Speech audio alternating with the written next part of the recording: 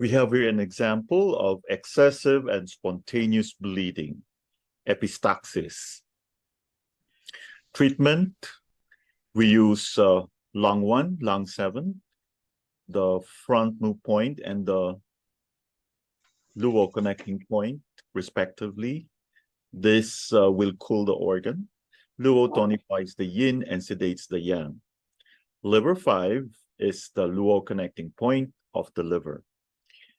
Then we use the extra point intang and Li20, which are local points for the nose.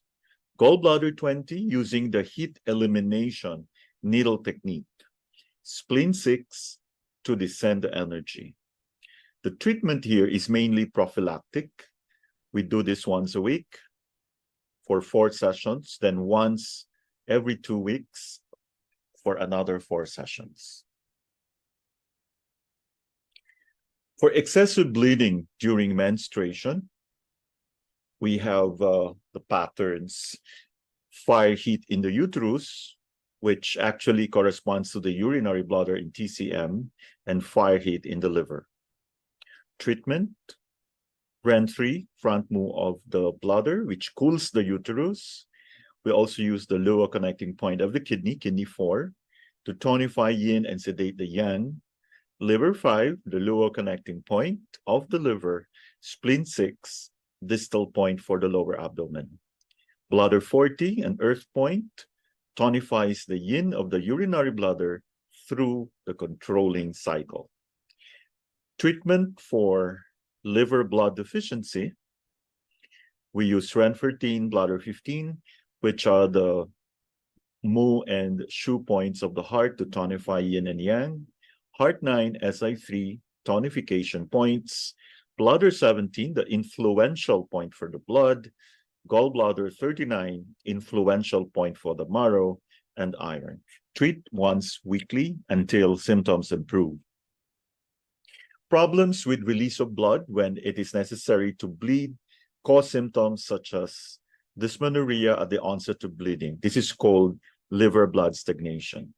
Normally, the menstrual bleeding is heavier when the bleeding starts and decreases after 2 to 3 days. In patients with a deficiency of the liver function, or Qi, the uterus finds it difficult to eliminate the blood at the onset of the period because the liver does not release the blood readily. It takes 1 to 2 days of much pain and cramps in the uterus and other symptoms like nausea and dizziness for the liver functional Qi to improve in order for it to release the blood. The patient complains of severe pain at the onset when the bleeding itself is little because of the liver blood deficiency, dark and clotty. This indicates that the blood is not flowing but stagnating in the uterus.